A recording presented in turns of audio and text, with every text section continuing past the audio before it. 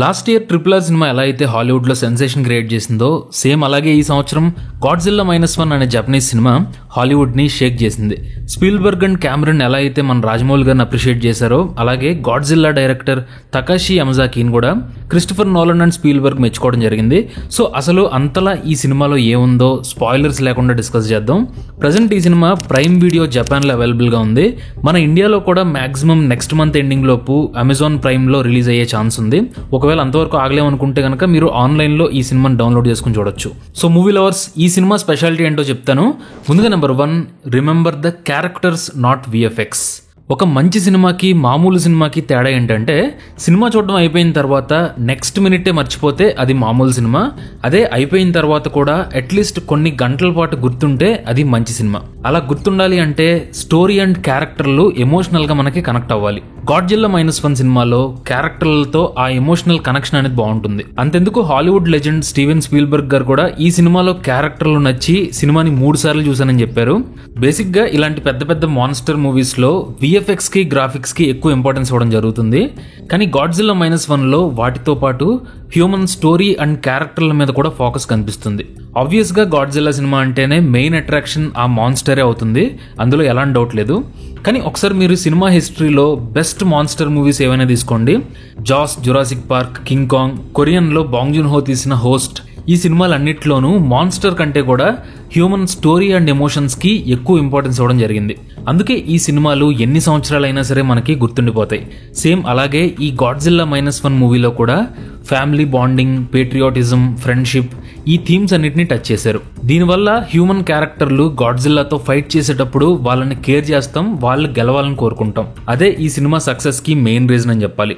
Next number 2, when director is VFX supervisor. ఇలాంటి monster movies work out అవ్వాలంటే obvious గా VFX quality కూడా బాగుండాలి. అయితే ఇక్కడ మీరు ఒకటి అబ్జర్వ్ చేయండి.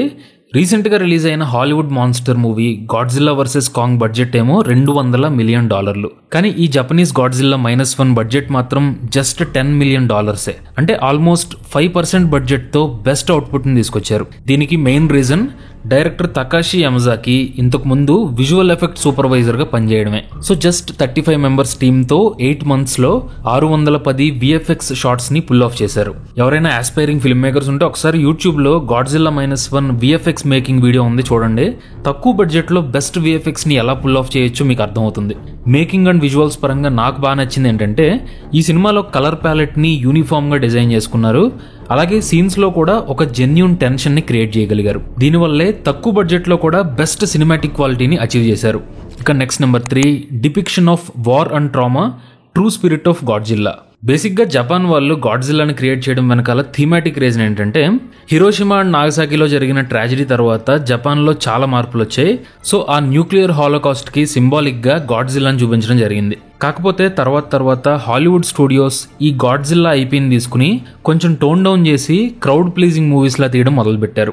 అయితే మళ్ళీ ఈ -1 మూవీతో న్యూక్లియర్ వార్ లో ఉండే ట్రామాని, డిస్ట్రక్షన్ ని గాడ్జిల్లా ద్వారా పోర్ట్రే చేశారు. అందుకే ఈ సినిమాలో ఒక పవర్ఫుల్ సీన్ లో పైనుండి రేడియేషన్ వల్ల యాసిడ్ రైన్ పడుతున్నట్టు చూపించారు. ఇలాంటి కొన్ని విజువల్స్ మనల్ని డిస్టర్బ్ చేస్తాయి.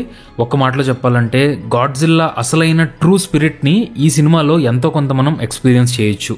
Next number 4, true monster in a monster movie. ఈ గాడ్జిల్లా -1 అనేది ఇప్పటి వరకు మనం చూడని కొత్త ఫార్మేట్ ని అయితే ఏమీ క్రియేట్ చేయదు. చాలా వరకు ఫీల్ గుడ్ ఫార్ములాస్ ని ఫాలో అవుతుంది. అసలు బేసిక్ గా మనం సినిమా చూసేదే ఆ పెద్ద సైజ్ లో ఉండే గాడ్జిల్లా కోసం. అంత పెద్ద ఆకారంలో ఉండే జీవి పెద్ద పెద్ద బిల్డింగ్స్ ని కూడా పచ్చడి చేస్తుంటే చూడడానికి ఎంటర్టైనింగ్ అనిపిస్తుంది.